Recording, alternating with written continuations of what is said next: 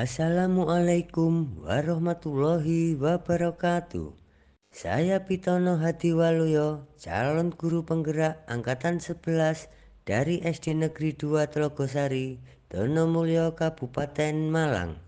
Salam guru penggerak, tergerak, bergerak, dan menggerakkan.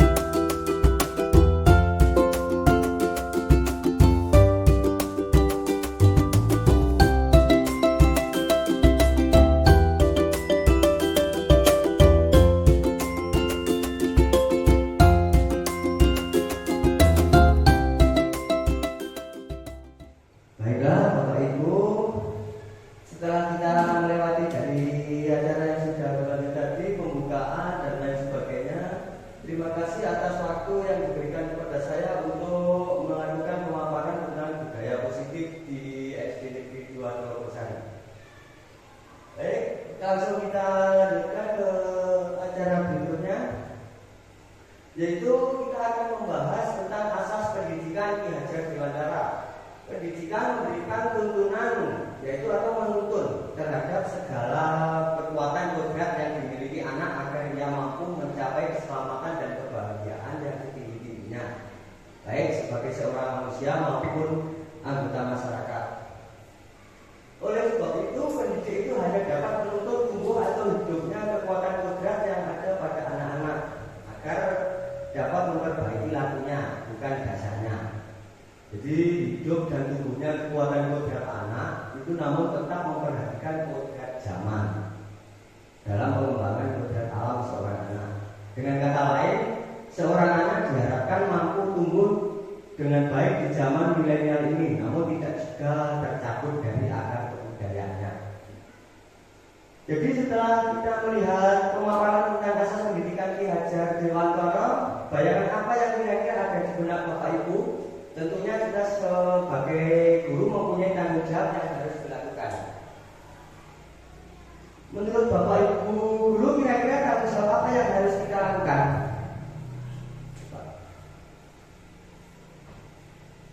Bapak udah, kira-kira apa?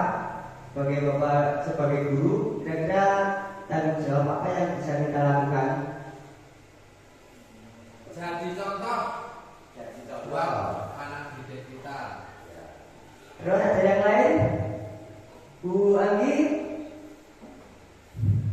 Ya, tentunya kita sebagai guru mempunyai tanggung jawab, yaitu bagaimana menciptakan suatu lingkungan positif yang terdiri dari warga sekolah yang saling mendukung, saling belajar, saling bekerja sama, sehingga tercipta kebiasaan-kebiasaan baik.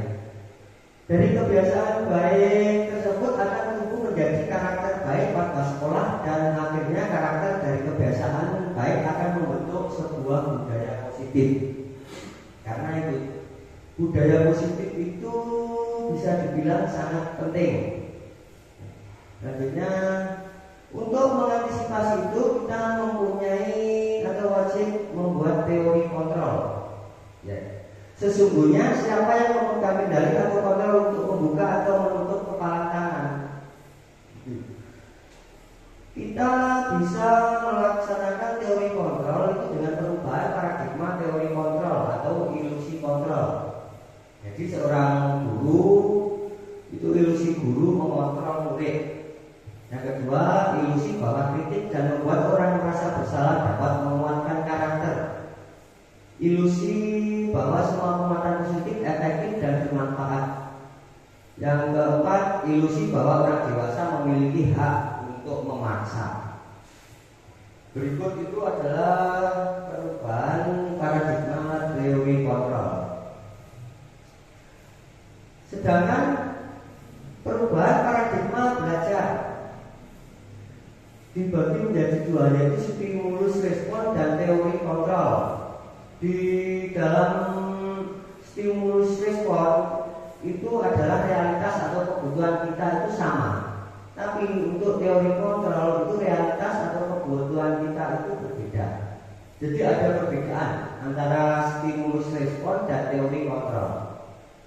Misalnya, semua orang melihat hal yang sama.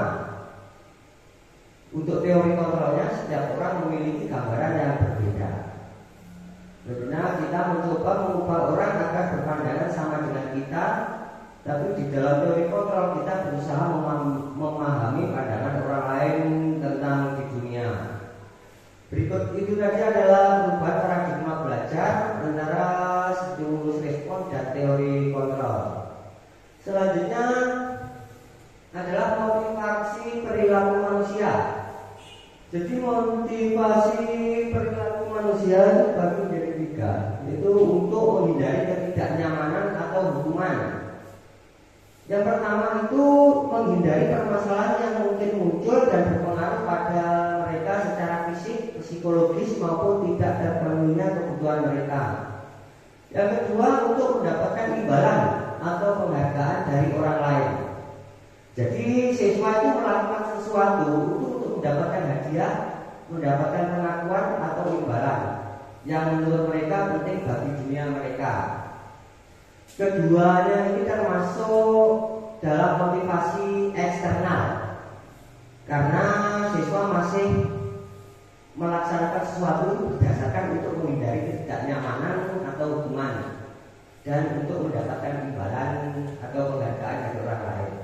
Yang ketiga untuk menjadi orang yang mereka inginkan dan menghargai diri sendiri dengan nilai-nilai yang mereka percaya. Ya, yang ini termasuk nilai atau motivasi internal. Jadi mereka melakukan sesuatu itu karena nilai-nilai yang mereka yakini dan hargai. Ini adalah motivasi yang membuat seorang memiliki disiplin positif. Seperti yang saya sebutkan tadi, teori motivasi perilaku manusia untuk nomor 1 dan 2 itu termasuk motivasi eksternal, yaitu dorongan dari luar atau mereka mengharapkan sesuatu. Dengan contoh, Nomor satu itu apa yang akan terjadi apabila saya tidak melakukannya. Nah, itu kan karena ada dorongan dari luar. Dan yang kedua, apa yang akan saya dapatkan apabila saya melakukannya. Itu merupakan harapan. Yang ketiga, itu motivasi internal, tujuan disiplin positif yang untuk menghargai diri sendiri menjadi insan sesuai harapan kita. Contohnya, saya akan menjadi orang seperti apa bila saya melakukannya, yaitu dari diri sendiri. Baik, di sini selanjutnya ada contoh kasus. Ibu tari guru kelas 1 SD mendapatkan masalah. Murid-muridnya tidak bisa tertib, berdiri antri di depan pintu kelas dan selalu berebutan masuk ke dalam kelas.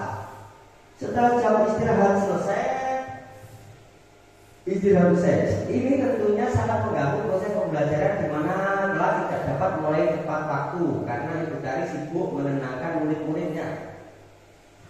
Untuk waktu cukup lama, akhirnya Bu Tari berpikir cepat dan mengendalikan stiker bintang. Jadi setiap murid-muridnya akan masuk kelas usai jam istirahat. Bu Tari akan mengiming-imingi muridnya dengan stiker berbintang. Siapa yang dapat lurus dan berbaris rapi antri di depan itu dapat bintang dari Bu Tari. Sebagai besar, murid-muridnya menyambut tantangan tersebut dan langsung berdiri rapi di depan pintu agar mendapat stiker bintang. Hal ini dilakukan Bu Tari selama beberapa minggu karena berhasil membuat murid-muridnya berdiri rapi antri di depan pintu. Sampai pada suatu saat Bu Tari sakit dan terpaksa digantikan Pak Heru. Pak Heru tidak mengetahui tentang stiker bintang dan benar saja pada saat mau masuk ke kelas usai jam istirahat, murid-murid kelas 2 kembali berebutan masuk kelas. Apa yang terjadi dan mengapa itu bisa terjadi? Jadi kesimpulan dari contoh kasus ini, siswa itu masih cenderung ke motivasi eksternal karena mau melakukan sesuatu dengan adanya harapan untuk mendapatkan imbalan atau penghargaan dari orang lain. Untuk berikutnya yaitu nilai kebajikan universal, nilai-nilai kebajikan yang disepakati bersama, lepas dari suku, bangsa, agama, bahasa maupun latar belakangnya.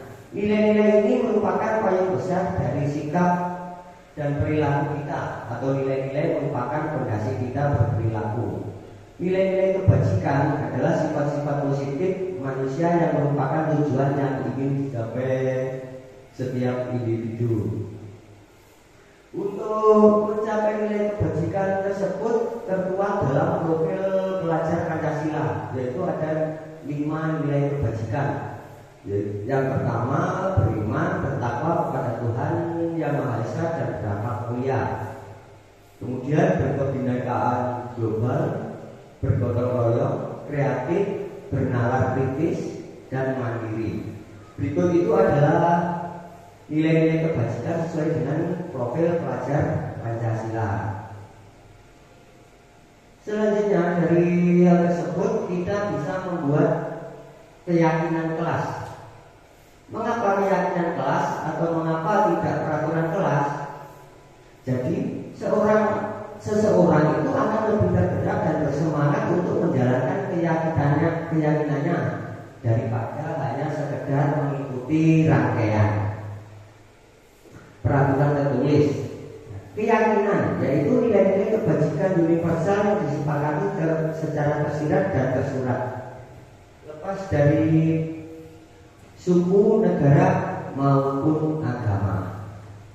Selanjutnya, pembentukan keyakinan kelas atau keyakinan sekolah. Jadi keyakinan kelas itu bersifat lebih abstrak daripada peraturan yang lebih rinci dan konkret. Keyakinan kelas berupa pernyataan universal. Pernyataan keyakinan kelas senantiasa dibuat dalam bentuk positif. Keyakinan kelas hendaknya terlalu banyak sehingga mudah diingat dan dipahami oleh semua warga kelas. Yang kelima, keyakinan kelas sebaiknya sesuatu yang dapat diterapkan di lingkungan.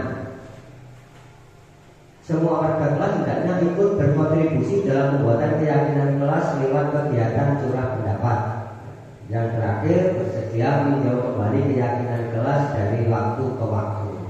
Jadi kita bisa menerapkan keyakinan kelas atau keyakinan sekolah itu di kelas kita masing-masing dengan membuat kesepakatan. Jadi keyakinan kelas itu bukan aturan dari pihak-pihak tertentu, melainkan adalah keyakinan dari anggota kelas tersebut. Selanjutnya adalah tahap menciptakan program kebajikan. Yang pertama, kita bisa melihat data kebajikan yang telah disusun bersama. Kedua, tentukan nilai-nilai kebajikan yang ingin dijadikan perhatian utama di sekolah Anda. Curah pendapat dalam kelompok. Yang ketiga, sempurnakan beberapa data nilai-nilai kebajikan yang utama. Yang keempat, kita bisa dengan membuat poster atau muat di sosial media keyakinan sekolah atau kelas Anda. Itu adalah seragam cara untuk menyebarkan keyakinan kelas yang kita pakai. Dalam rangka menciptakan lingkungan positif demi terwujudnya program kebajikan di sekolah, salah satu strategi yang perlu kita tinjau kembali adalah penerapan di sekolah kita. Ya. Ketika mendengar kata-kata disiplin, apa yang terbayang dalam benak Anda? Tentunya, jika mendengar dari kata disiplin itu kita sering dihubungkan dengan hukuman, padahal itu sungguh berbeda. Jadi belajar tentang disiplin positif itu tidak harus dengan memberi hukuman. Justru itu adalah salah satu alternatif terakhir dan kalau perlu tidak digunakan sama sekali. Karena kita sebagai pendidik itu ada hal-hal yang perlu kita ketahui. Nanti selanjutnya akan kita bahas. Itu disiplin positif. Disiplin positif itu merupakan tujuan untuk menanamkan motivasi intrinsik pada murid-murid kita, yaitu untuk menjadi orang yang mereka inginkan dan menghargai diri sendiri dengan nilai yang mereka percaya. Ketika murid kita memiliki motivasi tersebut, mereka adalah memiliki motivasi intrinsik berdampak jangka panjang, yaitu yang tidak akan terpengaruh pada adanya hukuman atau hadiah.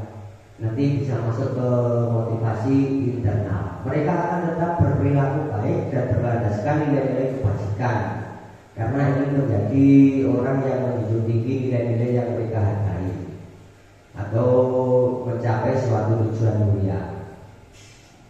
Nah, selanjutnya kita akan melihat tentang kebutuhan dasar manusia. Kira-kira kebutuhan dasar manusia itu terbagi menjadi berapa, Bapak Ibu Guru? Di sini nanti kita akan bahas. Jadi kebutuhan dasar manusia itu ada 5. Yang pertama yaitu kebutuhan bertahan hidup. Yang kedua kekuasaan, kebebasan, kesenangan atau kasih sayang. Kita mulai dari yang pertama yaitu kebutuhan bertahan hidup. Kebutuhan bertahan hidup atau survival adalah kebutuhan yang bersifat fisiologis untuk bertahan hidup. Misalnya kesehatan, rumah, dan juga makanan. Yang kedua kasih sayang dan rasa diterima. Kebutuhan untuk disayangi dan diterima meliputi kebutuhan akan hubungan dan koneksi sosial, kebutuhan untuk memberi dan menerima kasih sayang, dan kebutuhan untuk merasa menjadi bagian dari suatu kelompok. Untuk ketiga, penguasaan. Kebutuhan ini berhubungan dengan kekuatan untuk mencapai sesuatu, menjadi kompeten, menjadi terampil, diakui atas prestasi dan keterampilannya. Berikutnya kebebasan. Kebutuhan untuk bebas adalah kebutuhan akan kemandirian, otonomi, memiliki pilihan dan mampu mengendalikan arah hidup seseorang. Yang terakhir yaitu kesenangan. Kebutuhan akan kesenangan adalah kebutuhan untuk mencari kesenangan, bermain dan tertawa. Jadi dari 5 kebutuhan manusia tersebut, kalau kalau bisa kita memberikan itu untuk siswa-siswa kita di dalam kelas. Yang selanjutnya adalah upaya dalam menegakkan disiplin positif, yaitu yang pertama hukuman. Hukuman itu bersifat satu arah dari pihak guru yang memberikan dan murid hanya menerima suatu hukuman. Konsekuensi sudah terencana atau sudah disepakati, sudah dibahas dan disetujui oleh guru dan murid. Sedangkan yang ketiga restitusi. Restitusi itu adalah proses menciptakan kondisi bagi murid untuk memperbaiki kesalahan mereka sehingga mereka bisa kembali pada kelompok mereka dengan karakter yang lebih kuat, yaitu menggunakan proses dari dosen 2024. Nah, berikut adalah konsekuensi dan restitusi dan hukuman. Yang termasuk identitas gagal itu adalah hukuman. Misalnya suatu yang menyakitkan harus terjadi. Nah, kalau di konsekuensi sesuatu yang harus terjadi. Kenapa? Karena konsekuensi itu adalah hasil dari kesepakatan. Jadi misalnya ada siswa yang tidak masuk, kesepakatannya apa? Itu harus dilakukan. Sedangkan untuk restitusinya yaitu merupakan pilihan. Jadi seorang guru akan memberikan pilihan untuk mencari solusi atau jalan yang terbaik untuk siswa tersebut. Yang kedua, tidak nyaman untuk murid atau anak untuk jangka waktu panjang. Jadi kalau hukuman itu cenderung tidak nyaman untuk murid atau anak untuk jangka waktu panjang, karena mereka akan selalu ingat pernah mendapat hukuman tersebut. Kalau konsekuensi itu juga tidak nyaman untuk murid untuk waktu jangka pendek, karena mereka melakukan sesuatu itu sudah tahu ada konsekuensinya. Sedangkan restitusi itu penguatan untuk murid. Jadi anak dalam jangka waktu yang panjang mereka akan mengalami perubahan. Berikut adalah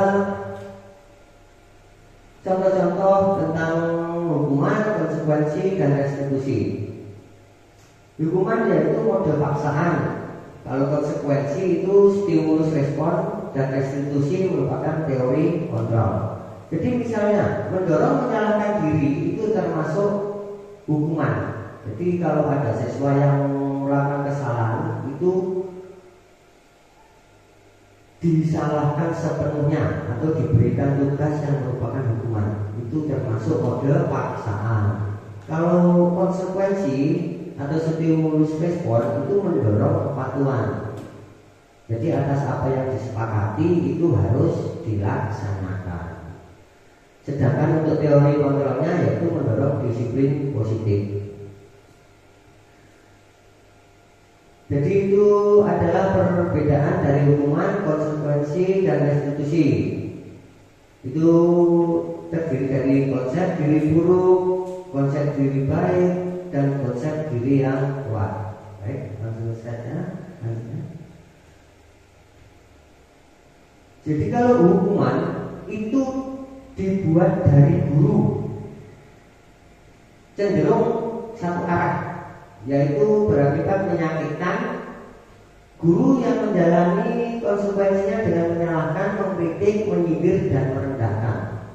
Jadi itu termasuk hukuman yang tidak disarankan bagi kita sebagai para pendidik. Konsekuensi dibuat oleh guru dan murid atau anak, yaitu membantu guru menyatakan peraturan, melakukan peringatan, dan menerapkan konsekuensi.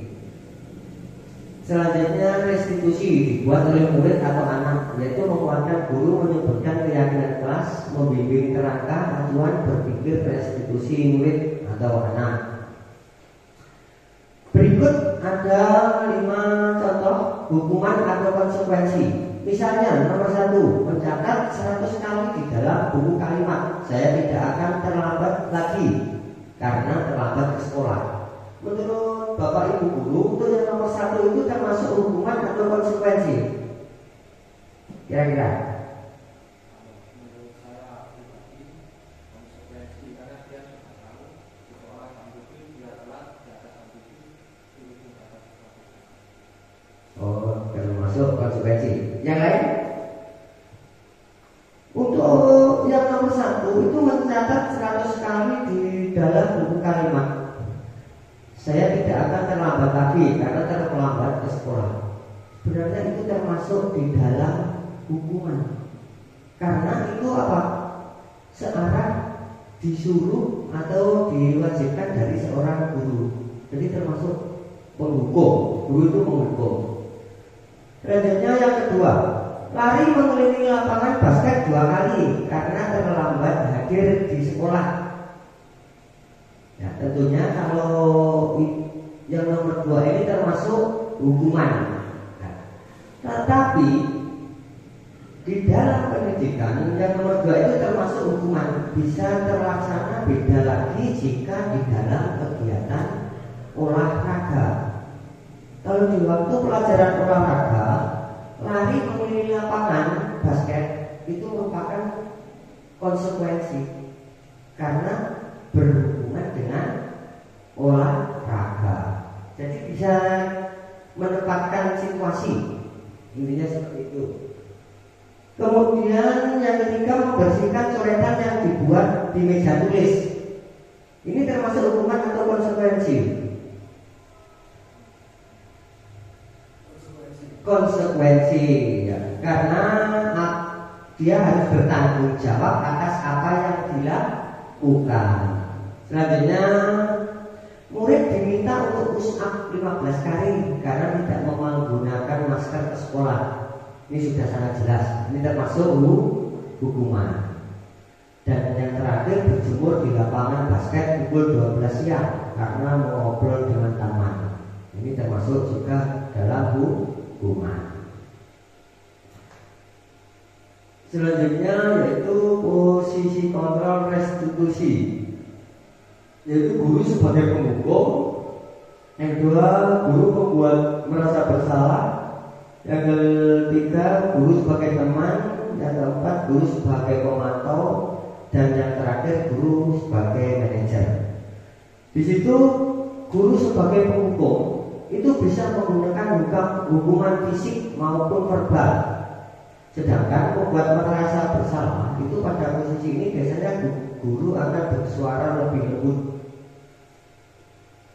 Untuk guru sebagai teman itu tidak akan menyakiti murid, namun akan tetap berupaya mengontrol murid melalui persuasi. Sedangkan untuk memantau, mengawasi pada saat kita mengawasi. Yang terakhir itu manajer, itu adalah posisi di mana guru berbuat sesuatu bersama dengan murid. Selanjutnya yang pertama yaitu posisi penghukum. Posisi penghukum yaitu contohnya menghardik, menunjuk-nunjuk, berkaca pinggang, membentak. Yang kedua hukuman verbal atau fisik. Nah, dari dampak posisi penghukum itu tentunya murid menjadi pendendam dan tidak menyukai guru mata pelajaran yang diambil. Nah, jadi untuk posisi penghukum ini sangat tidak disarankan bagi kita sebagai seorang pendidik karena berakibat fatal. Ya, tentunya akan mungkin murid menjadi berdendam dengan kita atau tidak menyukai kita sebagai pengajar pelajaran yang kita ambil. Selanjutnya, membuat orang merasa bersalah. Membuat merasa bersalah itu suara cenderung lembut, tenang, namun kata-katanya menyalahkan murid. Guru akan menyatakan hal-hal yang merasa kesalahan ada pada murid dengan membuat guru menderita. Jadi seolah-olah kita bersedih untuk meraih simpati dari siswa. Posisi pembuat merasa bersalah itu berdampak yaitu membuat murid merasa bersalah atau identitas gagal. Yang kedua, rendah diri dan menarik diri dari lingkungannya. Berikutnya, posisi guru sebagai teman. Suara guru itu akan ramah, cenderung bersenda gurau untuk menghangatkan suasana. Tapi dampak posisi sebagai teman yaitu murid akan bergantung kepada satu orang atau satu faktor ketergantungan. Jadi kalau tidak semua guru melakukan, mungkin si anak akan patuh terhadap satu guru tersebut. Jadi akibatnya murid tidak mandiri dan tidak bisa berpikir untuk dirinya sendiri karena selalu tergantung. Selanjutnya yaitu posisi pemantau atau monitor. Seorang pemantau akan bersuara datar, tidak emosi, tidak bersenda gurau ataupun menggunakan suara tinggi. Tercipta identitas diri positif atau berhasil. Jadi pemantau perlu senantiasa memantau pada saat murid diberikan sanksi, maka guru pun harus selalu mengawasi. Dampaknya yaitu murid akan menghitung konsekuensi dan hadiah tanpa memahami sepenuhnya nilai kebajikan yang dituju, atau bisa disebut juga tidak sepenuhnya dengan mandiri. Yang terakhir yaitu posisi manajer. Posisi manajer, seorang manajer netral, tidak emosional, tidak terlalu ramah, dan tidak bernada tinggi. Tercipta identitas positif atau berhasil, guru akan dengan tulus mengajukan pertanyaan-pertanyaan bermakna, akan membuka pikiran murid, yaitu yang berdampak murid menjadi mandiri, percaya diri, dan dapat memecahkan masalah. Nah, setelah kita mempelajari dari kelima posisi kontrol tersebut, kita akan melangkah ke segitiga restitusi. Baiklah Bapak Ibu Guru, sebelum kita menuju ke segitiga restitusi, kelihatannya Bapak Ibu Guru semua pada ngantuk. Breathing dulu, kita akan melakukan permainan supaya kita kembali fokus. Untuk kali ini saya akan memberikan briefing untuk memfokuskan pikiran kita. Jadi misalnya seperti ini, nanti Bapak Ibu Guru fokus terhadap ucapan saya ya. Misalnya ini berapa? Ini 1. Lalu yang ini 2. Sedangkan yang ini 3. Jadi nanti apa yang saya tunjukkan, Bapak Ibu Guru bisa fokus terhadap ucapan saya. Dan contohnya seperti ini. Kalau yang ini berapa? 3. Yang ini masa 1 ya ini. Ya, kita ulangi lagi. Kalau yang ini berapa? Kalau yang ini 1. Ya. Berarti Bapak Ibu Guru masih belum fokus. Kita ulangi ya. Perhatikan. Ini. Jadi Bapak Ibu Guru bisa fokus terhadap kata-kata saya. Kata-kata. Jadi kuncinya fokus terhadap kata-kata saya. Ini 1. Yang ini 2. Kalau yang ini 3. Nah, misalnya saya bertanya, kalau yang ini berapa? 3. Yang ini 2. Ternyata Pak Pangge sudah fokus. Jadi yang kita lihat itu bukan dari tangan saya, melainkan dari ucapan saya. Terima kasih untuk semuanya.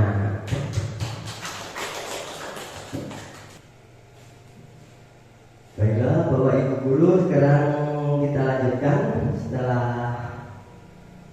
mungkin lebih dari 40 menit kita melakukan kegiatan tersebut, monggo dipersilakan yang ada makanannya itu bisa sambil dimakan bawah. Selanjutnya kita akan membahas tentang segitiga restitusi. Segitiga restitusi yaitu ada langkah dan teori kontrolnya. Langkah-langkahnya yaitu menstabilkan identitas identitas. Yang kedua, validasi tindakan yang salah. Dan yang ketiga, menanyakan keyakinan. Jadi untuk yang nomor satu, menstabilkan identitas, itu kita semua akan melakukan hal terbaik yang bisa kita lakukan. Terus yang kedua, validasi tindakan yang salah merupakan semua perilaku memiliki alasan. Dan yang terakhir, menanyakan keyakinan, yaitu kita semua memiliki motivasi internal. Di dalam segitiga restitusi tersebut, yaitu ada validasi tindakan yang salah, menanyakan keyakinan. Yang pertama tadi menstabilkan identitas. Contohnya, menstabilkan identitas yaitu setiap orang pasti pernah merasakan atau melakukan kesalahan. Jadi contohnya, misalnya kita menstabilkan identitas siswa, itu bisa dilakukan dengan kata-kata, kamu bukan satu-satunya yang pernah melakukan ini, Bapak Ibu guru juga pernah melakukan itu. Nah, itu adalah menstabilkan identitas, tidak sepenuhnya merasakan kesalahan pada diri sendiri. Itu yang kedua, validasi tindakan yang salah. Cara yang lebih efektif untuk mendapatkan apa yang kamu butuhkan. Nah, jadi dalam validasi tindakan salah itu kita mencoba memvalidasi atas tindakan apa yang mereka lakukan. Yang terakhir, menanyakan keyakinan. Keyakinan kelas apa yang telah kita sepakati. Nah, jadi jika dalam suatu kasus ada anak yang melakukan kesalahan, kita menanyakan keyakinan. Kan sudah terdapat keyakinan kelas. Jadi ditanya, kira-kira apa yang kamu lakukan? Dan dengan apa yang kita sepakati itu sudah sesuai apa belum? Seperti itu sebenarnya. Ya. Yang pertama, menstabilkan identitas. Itu berbuat salah itu tidak apa-apa. Nah, ini beberapa contoh kalimat yang menunjukkan tentang menstabilkan identitas.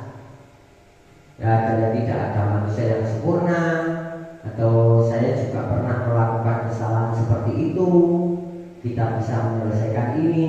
Jadi menstabilkan identitas itu kita melibatkan diri kita.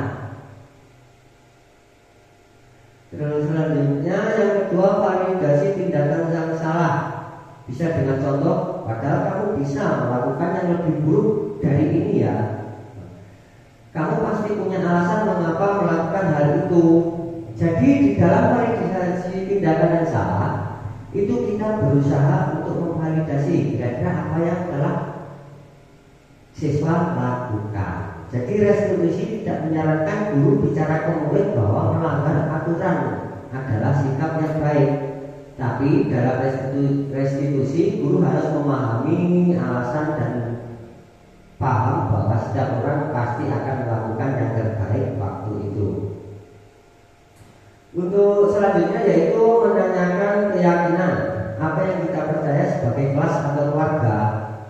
Contohnya seperti itu. Yang kedua, apa nilai-nilai umum yang kita telah sepakati. Jadi menanyakan keyakinan yang sudah ada. Nanti contohnya bisa, kira-kira kamu mau jadi orang seperti apa? Nah, itu ada dalam keyakinan diri sendiri. Apa bayangan kita tentang kelas yang ideal? Seperti itu. Baiklah, demikian tadi adalah paparan dari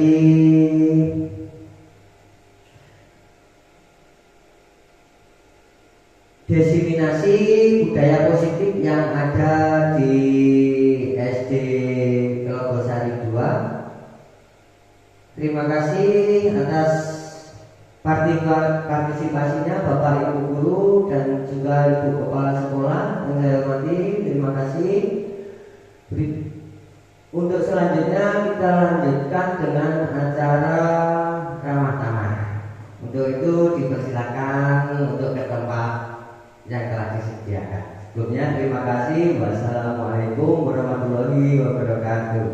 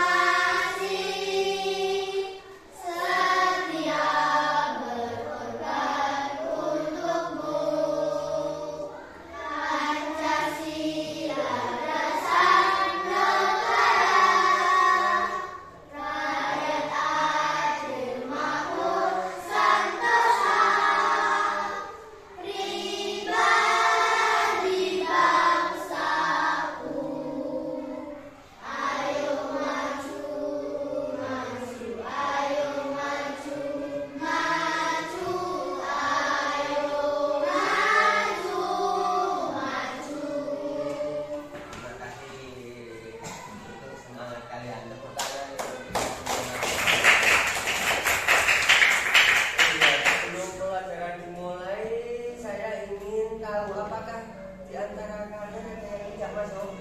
Ada. Siapa? Ica. Kemana? Sakit kemarin ya? Sakit. Ya udah, mari kita sama-sama doakan supaya Ica cepat sembuh. Bagaimana kabar kalian hari ini? Sehat, alhamdulillah. Baik semua ya? Baik, pinter. Bagaimana semangat pagi kalian? Pagi, luar biasa.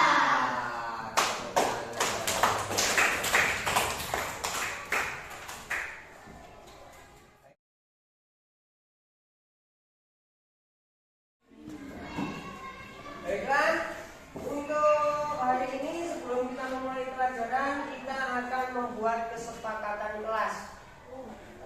Jadi di dalam kelas ini kita akan membuat sebuah kesepakatan atau aturan. Kira-kira kesepakatan apa yang ingin kita capai untuk hari ini? Yang pertama apa? Tidak boleh rame di dalam kelas. Bagaimana yang lainnya? Kalau tidak boleh rame di dalam kelas, lainnya setuju apa tidak? Setuju. Yang setuju angkat tangan. Wey. Nah, setuju. Berarti yang pertama tidak boleh rame di dalam kelas. Yang kedua, tidak boleh teriak di dalam kelas. Tidak boleh bermain pada saat pelajaran. Bagaimana? Yang lain setuju apa tidak? Setuju.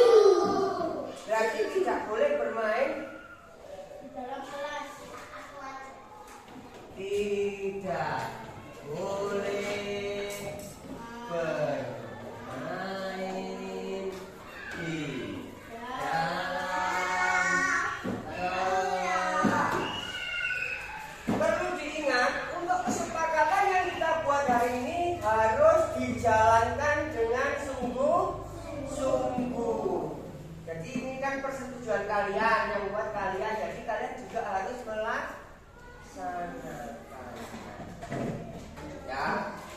Terus selanjutnya apalagi yang ketiga?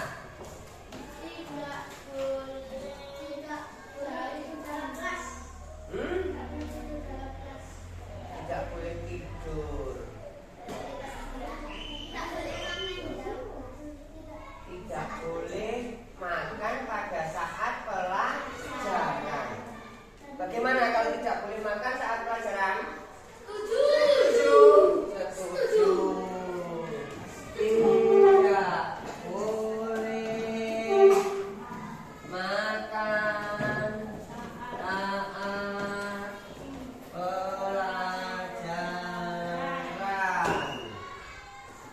Sudah cukup atau masih ada lagi? Ada lagi. Ada lagi. Apa kira-kira?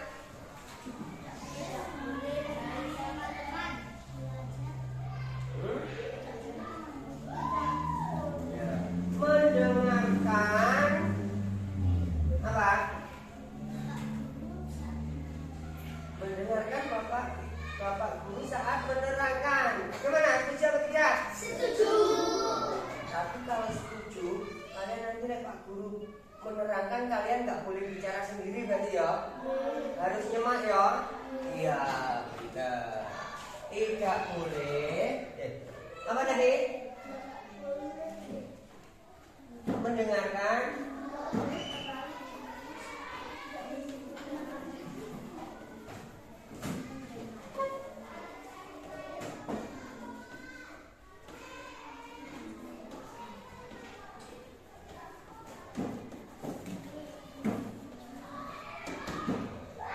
Terus yang selanjutnya yaitu misalnya kan meminta izin jika mau keluar kelas. Seperti itu. Setuju ya? Setuju. Jadi setiap kalian akan melakukan sesuatu, baik itu mau ke kamar mandi atau membeli peralatan tulis, pokoknya yang keluar kelas kalian harus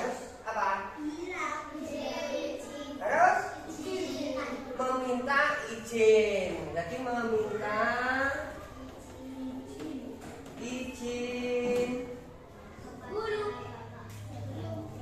sebelum keluar kelas. Ya, kira-kira sudah cukup ya untuk kesempatan kelas kita. Dari situ maka ini kan yang membuat kalian harus dilaksanakan. Baiklah, mari kita sekarang lanjut ke pelajaran. Baiklah anak-anak, kemarin kita sudah membahas tentang macam-macam benda. Macam-macam benda itu ada benda apa saja? Benda padat, terus benda cair. Nah, masing-masing dari benda itu kemarin sudah kita bahas tentang benda cair. Sifat-sifat benda cair kira-kira bagaimana? Siapa yang ingat pelajaran yang kemarin? Bentuknya berubah-ubah sesuai wadahnya. Pintar. Terus sekarang kita lanjutkan. Kita akan membahas tentang benda padat. Di dalam kelas ini, di ruangan ini sangat banyak sekali. Ada apa enggak kira-kira benda padat? Ada. Kalau benda cair ada? Dan botol minuman kami itu ada. Ya, itu kan isinya benda cair ya. Sekarang sudah kita bahas yang benda padat dulu. Benda cair kan sudah yang kemarin. Sekarang untuk benda padat. Contohnya benda padat yang ada di kelas ini kira-kira apa? Papan. Apa? Papan. Papan tulis. Kok bisa disebut benda padat? Kenapa? Karena tebal.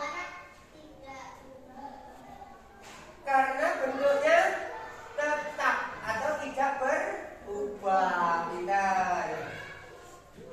Berarti semua benda yang bentuknya tetap dan tidak berubah itu disebut apa? Benda padat. Ada siapa lagi yang bisa? Mekar. Apa contohnya mekar? Benda padat. Ayo. Meja bisa. Terus kamu, silakan. Kursi, koran, buku, terus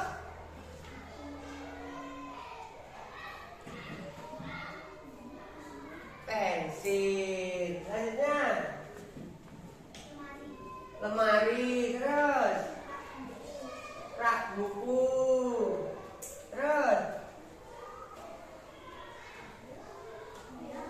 tembok. Jadi begini ya anak, sifat benda padat itu bentuknya tetap, yang Pak ya. Jadi misalnya ini namanya apa? Penghapus. Penghapus ini jika dipegang bentuknya kotak seperti ini ya. Terus coba untuk membuktikan ditaruh di tempat yang lain, ditaruh sini. Bentuknya berubah apa tidak?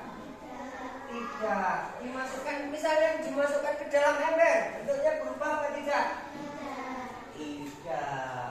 Kalau dimasukkan dalam plastik, kira-kira bentuknya berubah apa tidak? Tidak. Jadi bentuknya benda padat itu tetap.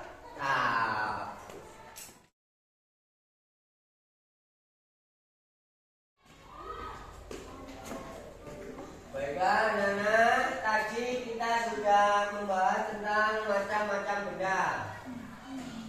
Sekarang kita akan merefleksi kegiatan pembelajaran kita tadi. Namun Bapak mau tanya, kira-kira apa yang perlu kita perbaiki agar pembelajaran berikutnya lebih menarik? Apa? Kita lebih membuat praktek karya. Jadi nanti kalian akan membawa alat dan media untuk mempraktekkan macam-macam benda. Ya. Kira-kira apa saja yang bisa dibawa? Waduh, punten. Amin. Nah, dan wadah juga boleh. Karena terus untuk penjelasan Bapak kasih kira-kira anak-anak sudah paham apa belum? Sudah, terima kasih. Kalau ada yang masih kurang dipahami itu pada bagian mana nanti kalian bisa bertanya. Baiklah, terima kasih untuk pembelajaran hari ini. Sekarang waktunya apa? Istirahat. Ya, bahagia nih kamu istirahat. Yang penting nomor satu adalah belajar.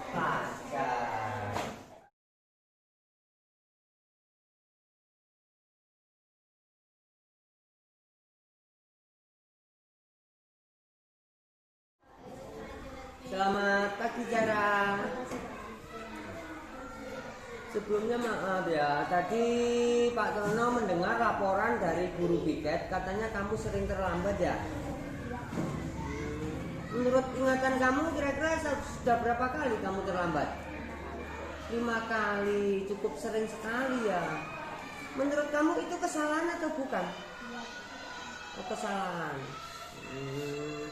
Itu manusiawi. Soalnya setiap orang pasti berbuat kesalahan. Yang penting itu kita bisa belajar kesalahan tersebut dan berusaha untuk memperbaikinya. Setuju? Setuju. Sekarang coba ayo Zahra, kita cari solusinya.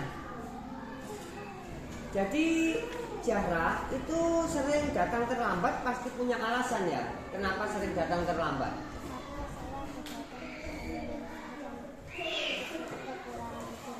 Waduh, jadi penyebabnya Zahra sering begadang dan bermain HP sehingga kurang tidur. Kamu tahu keyakinan kelas yang sudah kita sepakati? Tahu. Jadi misalnya terlambat datang ke sekolah itu kamu melanggar apa? Kedisiplinan. Sebenarnya kamu sudah tahu ya, pintar. Tapi kenapa masih kamu lakukan? Jadi untuk itu, menurut kamu disiplin itu penting apa tidak sih? Penting. Karena apa? Karena harus datang ke sekolah tepat waktu. Kira-kira setelah itu kamu apa yang kamu rasakan setelah kamu sering datang ke sekolah terlambat dan lain sebagainya? Oh, menyesal. Bagus. Ya sudah, kalau kamu sudah menyesal, mari kita cari solusinya supaya kamu tidak mengulangi hal-hal tersebut. Ya, kira-kira solusinya apa? Tidak begadang dan mengurangi bermain.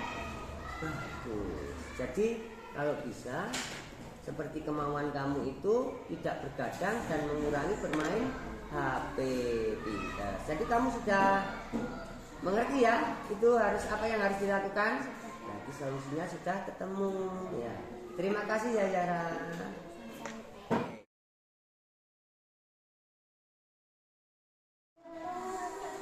Selamat pagi Sekar.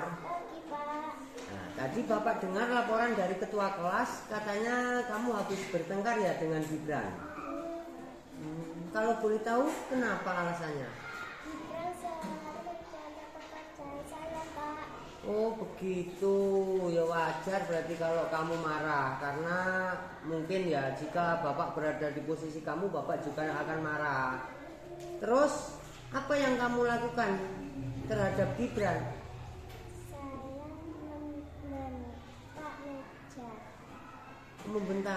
Membentak dan menggebrak meja. Begitu. Kamu berbuat seperti itu tentu ada alasannya. Tapi menurut kamu kira-kira marah dan menggebrak meja itu benar apa salah? Oh salah ya, pintar kamu gadis. Jadi kamu sudah tahu apa yang salah dari yang kamu lakukan. Terus kira-kira apa yang kamu lakukan tadi itu sesuai dengan keyakinan kelas kita apa tidak? Tidak. Terus Berarti kamu tahu dong apa yang kamu langgar dari keyakinan kelas kita? Ya. Tidak apa? Saling?